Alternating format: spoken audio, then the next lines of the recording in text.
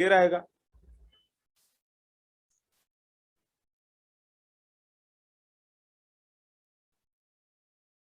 अभी जाते हैं भाई rate law. Rate law, rate law की तरफ जाते हैं अभी। रेट लॉ डेंजर पॉइंट है बहुत, ऐसा पॉइंट है, डेंजर पॉइंट है। मैं यहां से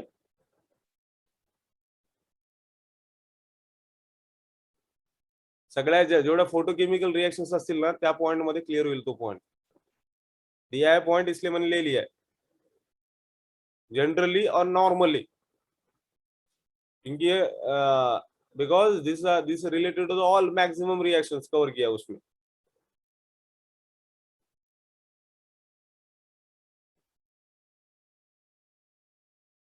okay, put on heading guys rate law. यहां पे देखो अकॉर्डिंग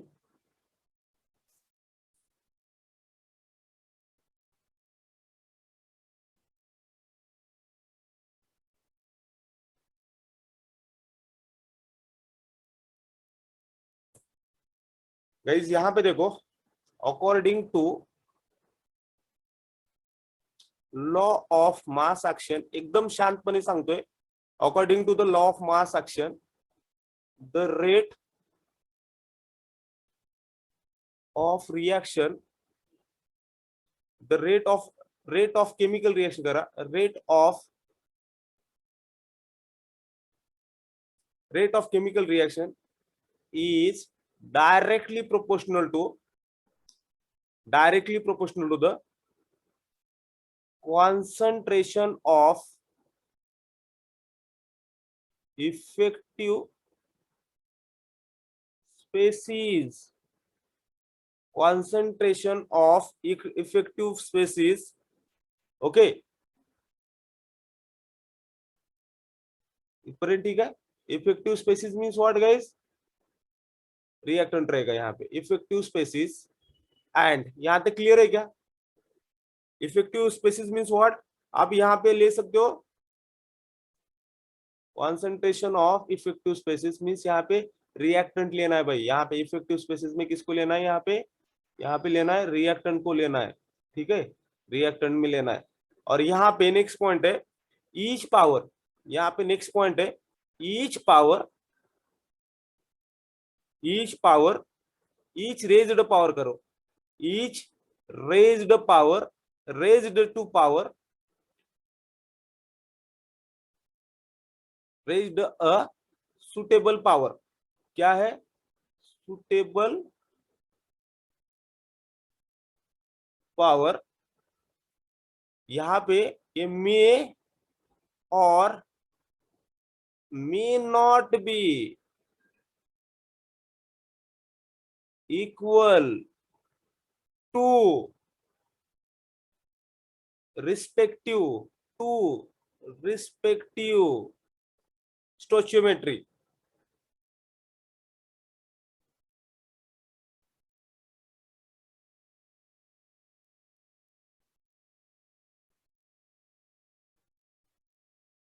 स्टोचियोमेट्रिक कोएफिशिएंट।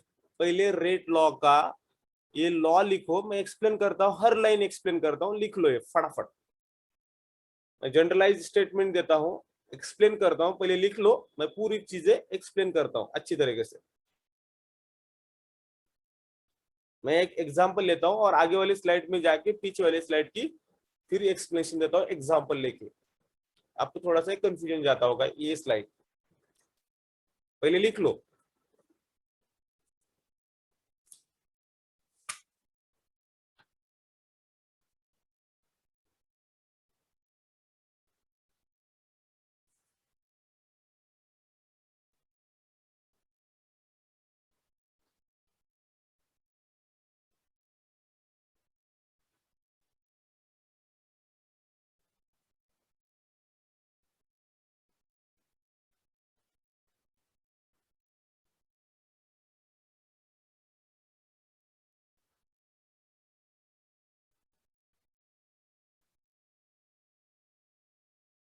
Okay clear.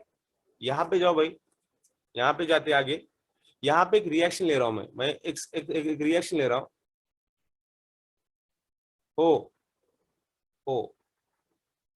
आता यहाँ पे देखो, यहाँ पे एक रिएक्शन ले रहा हूं, रिएक्शन का नाम है A+B formation of product, formation of product. यहाँ का क्या है, ए का पावर स्मॉल ये है, बी का पावर स्मॉल बी है, ए का पावर स्मॉल ये है, बी का पावर स्मॉल बी है। करेक्ट है, यहाँ तक क्लियर है। अभी यहाँ पे इसका ये रिएक्शन है भाई, ये क्या है, small A and small B क्या है भाई, ये क्या है, कोएफिशिएंट है। ये क्या है, कोएफिशिएंट है। इसे हम बोलते हैं स्टोइचियोमेट्रिक कोएफिशिएंट भी बोलते हैं। इसे क्या बोलते हैं हम, स्टोइचियोमेट्रिक कोएफिशिएंट भी बोलते हैं, बराबर ना। इसे हम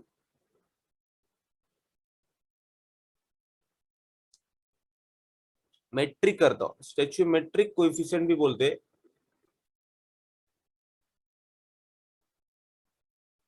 क्लियर, ओके फाइन। इसे fine, A and B, okay fine. अभी यहाँ पे इसकी रेट कैसी होगी भाई, रेट कैसे होगी, रेट कैसे होगी, रेट कैसे होगी, rate is directly proportional to the, मैं क्या लिख रहा हूं मैं, rate is directly proportional to the concentration of A, law of mass action, concentration of A is to power A and concentration of B is to power B। Okay, ये यहां तक ठीक है। जैसे हम SN2 में किया था, SN2 में किया था ना, rate is concentration of reactant किया था ना, OH एंड मिथाइल ब्रोमाइड। बाद में क्या किया भाई, तो रेट कैसा होगा फिर यहाँ पे, rate is equal to K is to power A and B is to power B. And A and B की जगह कुछ बुक्स में, सम बुक्स में ये यहाँ पे एक्स एंड वाई भी दिया है। कुछ बुक्स में K is equal to A to power X भी है and B to power Y भी है। दोनों भी ले सकते हो, ए एंड बी भी ले सकते हो और एक्स एंड वाई भी ले सकते हो पावर। क्योंकि हमने, क्योंकि हमारे यहाँ पे एक स्टेटमेंट है भाई, जो स्टेटमेंट जो दे रहा हूं ना भाई,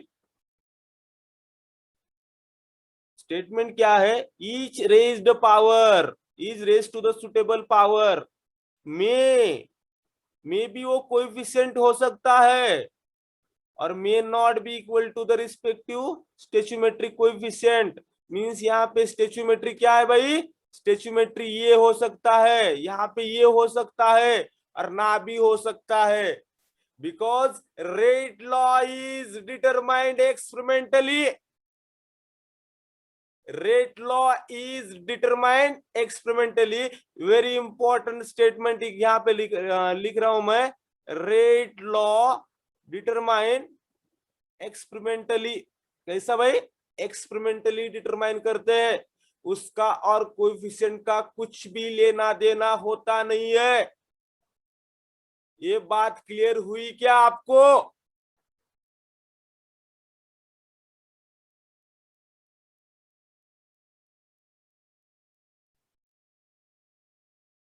हमने पहले ही यूज किया था। फॉर एग्जाम्पल आगे वाले ऑर्गेनिक में जाता हूं और एक्सप्लेन करता हूं। SN2 रिएक्शन हमने देखा था, SN2 रिएक्शन देखा था, वहां पे भी रेट लॉ यूज किया था। वहां पे क्या था, CS3, वहां पे क्या था भाई,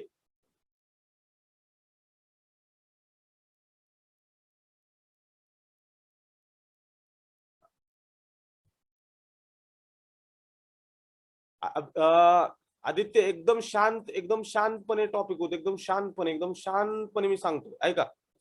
क्वेश्चन घेणार आहे मॅडम, प्रत्येक टॉपिक वरती क्वेश्चन घेणार आहे, थोडस शांत घ्या, स्थिर राहा, मी एक्सप्लेन आहे, मी खूप घेणार आहे, मी तुम्ही बोर व्हाल एकदम। हाँ, इकडे बघा, SN2 रिएक्शन है ना, SN2 रिएक्शन में एक लड़की थी, देखो गाइस, लड़की रेड ड्रेस में थी और एक लड़का था, लड़का ग्रीन ड्रेस में था। करेक्ट ना, ये रिएक्शन थी ना। और एक लड़का था, ये ब्लैक ड्रेस में था। SN2 रिएक्शन हमने देखा है ना ऐसा।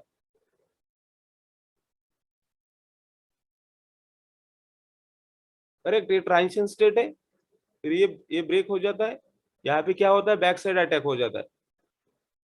करेक्ट है ना। प्लस ये बी आर ये घूम जाता है, राइट ना गाइस। ये ऐसा हमने रिएक्शन देखा था। ये SN2 है गाइस, मींस ये बायमोलिकुलर है। करेक्ट। वहां पे भी इसका काइनेटिक्स मैंने कैसा बोला था, इसका केमिकल काइनेटिक्स मैंने बोल दिया था। केमिकल काइनेटिक्स मैंने तभी बोल दिया था।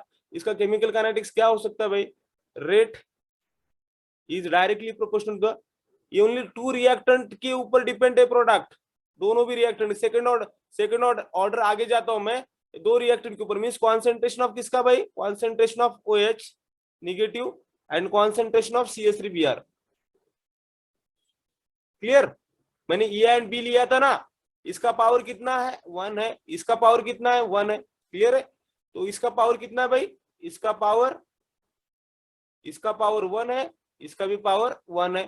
तो यहाँ पे क्या होगा फिर, rate is equal to OH power 1, यहाँ पे K निकलता हूं, K is proportionality constant, rate constant बोलते हैं CH3Br, इसका पावर 1।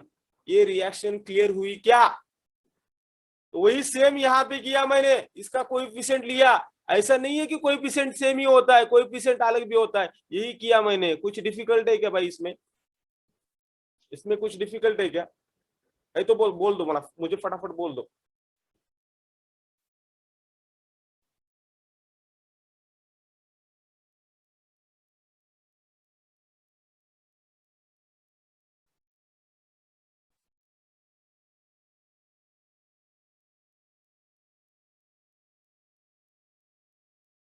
क्लियर है क्या, या नाही आहे क्लियर, बोल दो। मराठीमध्ये सांगतो, त्याचे पॉवर हे सेम असतील किंवा डिफरंट असतील, कारण ते एक्सपेरिमेंटली कॅल्क्युलेट केलेलं आहे,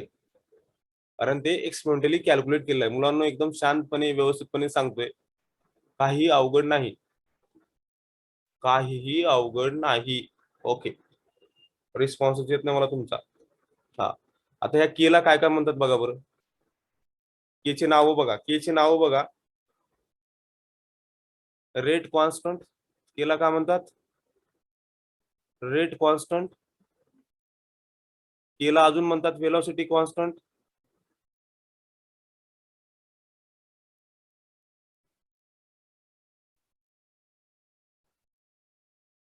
ठीक आहे, हे त्याचे नाव आहेत मुलांनो, होप सो हे तुम्हाला कळलं असेल। ह्याला अजून एक नाव आहे केचं एक आहे स्पेसिफिक रिएक्शन कॉन्स्टंट,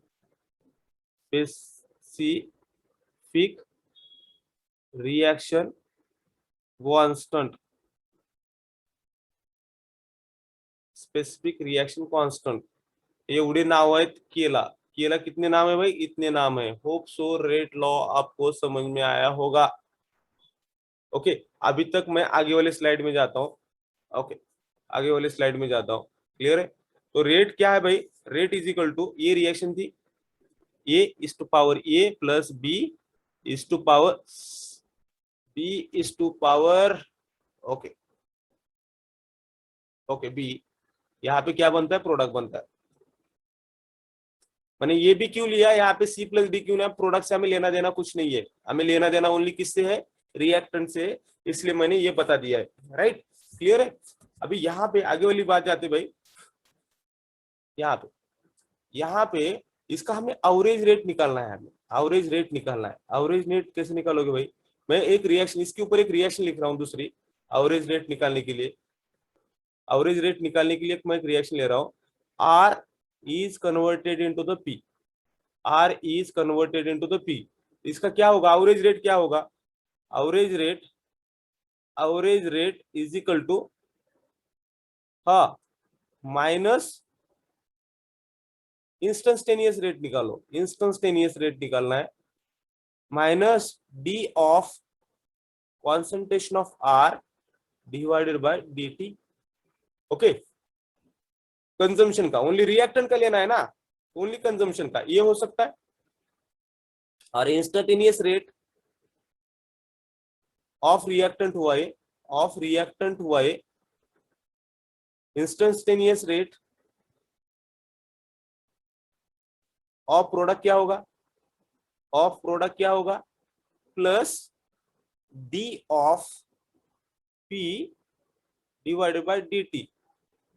लेकिन हमें प्रोडक्ट लेना ही नहीं है हमारे इक्वेशन में, हमें लेना देना किससे भाई, हमें लेना ही नहीं है, हमें लेना देना प्रोडक्ट से नहीं है, हमें लेना देना किससे है, इससे है, बराबर ना। हमारे ये इसे इक्वेशन नंबर 1 याद करेंगे, इंस्टेंटेनियस रेट करेंगे, यहाँ पे इंस्टेंटेनियस रेट करेंगे और रेट ऑफ रिएक्शन करेंगे, और नहीं तो डायरेक्टली रेट ऑफ रिएक्शन लिखा तो भी चलेगा, रेट ऑफ रिएक्शन लिखा तो भी चलेगा।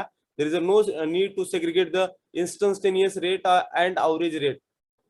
भाई हम डीप कंसेप्ट तक जा रहे हैं, हम कहा जा रहे हैं, डीप कंसेप्ट तक जा रहे हैं, क्लियर ना। तो क्लियर हुआ, average rate is equal to ये rate of reaction is equal to, means ये इक्वेशन है। और ये रिएक्शन का इक्वेशन कौन सा था भाई, ये रिएक्शन का इक्वेशन था रेट इज इक्वल टू, ठीक है, रेट इज इक्वल टू क्या था, रेट इज इक्वल टू क्या था, rate is equal to K is to power A and B is to power B. तो ये भी रेट का इक्वेशन है, इसे हम इक्वेशन नंबर 1 बोलेंगे, इसे इक्वेशन नंबर 2 बोलेंगे। लेफ्ट हैंड साइड सेम है भाई, लेफ्ट हैंड साइड सेम है ना, लेफ्ट हैंड साइड सेम है, रेट ही है ना लेफ्ट हैंड साइड में, तो राइट हैंड साइड भी सेम होगी। बाय कंपेयरिंग इक्वेशन 1 एंड 2 क्या मिलता है भाई, क्या मिलता है, क्या बोल सकते हैं, ये इक्वेशन मिल सकता है क्या, minus D upon R upon D T is equal to, ये आएगा आगे, ये आगे आएगा क्या, K S to power K S to power A and B to power B. ये इक्वेशन को बोलते हैं रेट लॉ, बोलते हैं इसे, इसे क्या बोलते हैं भाई, इसे रेट लॉ बोलते हैं,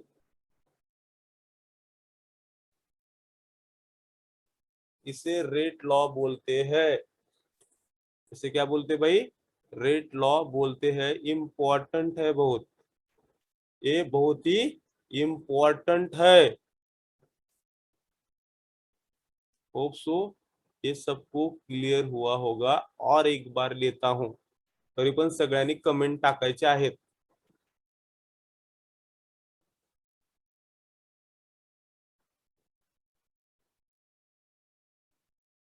दूसरी मीटिंग जब रहेगी तब दूसरी मीटिंग को मैं पूरा रेट लॉ और एक बार पढ़ाता हूं। अभी बात कुछ बच्चों की, कुछ बच्चे बोलो रिपीट करो, क्योंकि ये कंसेप्ट कल के लेक्चर के ऊपर डिपेंड था। ये कंसेप्ट, ये कंसेप्ट मैं लेक्चर मिस होने के बाद मैं कुछ नहीं कर सकता। Already I am overloaded, I am taking so much lectures for the students on daily basis।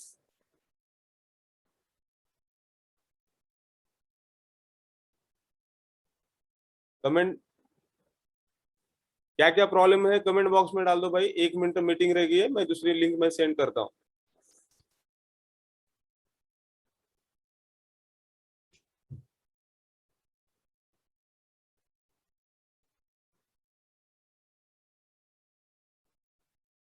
चालू करो कमेंट, तो लिख लो फिर पहले।